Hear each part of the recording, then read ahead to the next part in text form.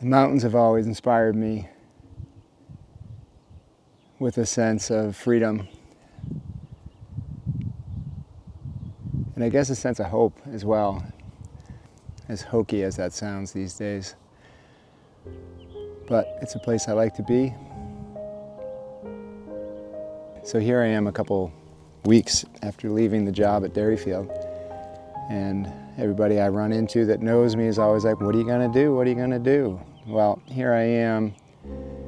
That time is here now when I'm gonna do what I'm gonna do.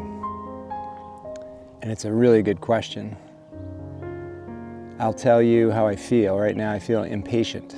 I feel eager to find access to time to problem solve, which is almost exactly what I don't want to do right now, is to solve a problem that doesn't even exist.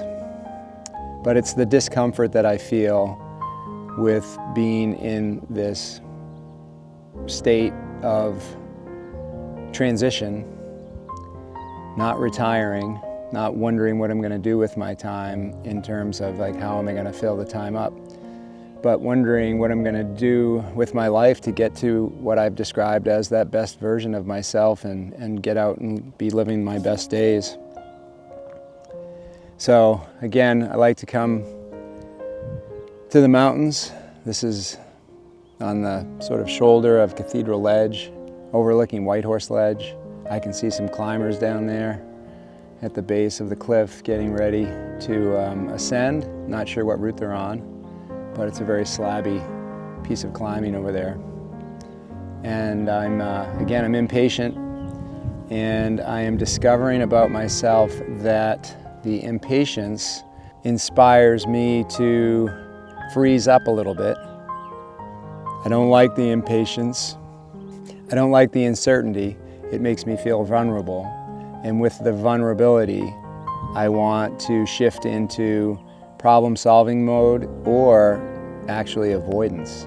So I find myself really prone to these constructive procrastination activities, such as weed trimming, cleaning the basement, doing the laundry, fixing, making, doing, all things that feel really productive, all things that are on a list somewhere to be done, but they're not the thing that needs to be done right in that moment. So I need to learn to really recognize those moments and lean into that vulnerability and kind of get into fight mode so that I am working through those uncomfortable feelings because I know there's something good on the other side. And that's what I'm working on now. I get up early in the morning. I try to get up at 5 a.m. I go to the kitchen, I make coffee, I sit and I meditate for 10 to 15 minutes. I open up my journal. I try to do a little checklist of things that I'm setting out to do every day, which are meditation, journaling, drinking enough water, staying alcohol-free, getting quality exercise, activity, movement in the day. And I've added to that list now, learn and grow. So challenging myself to every day learn something new, either about myself or about video editing, about how to start an online business. It can be anything, any new thing. So if I ask myself the question, what have you learned new today, Chris? I would say, I'm not sure yet, but it's 12:40 on this afternoon here on a Tuesday, and I've got time, I've still got time. So I gotta learn and grow. I did do some blogging this morning. You should check out my blog, musealittle.com. So stay tuned for more.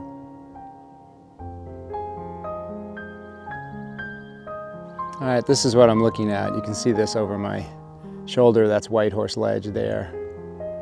That's a pretty inspirational landscape to be hanging out, reflecting over, under, into, about, whatever it might be. Watch your step here. You don't want to fall off the ledge. That would be bad. That wouldn't really lend to the kind of story that I'm looking to have. So have a good day, everybody, and look forward to talking to you more.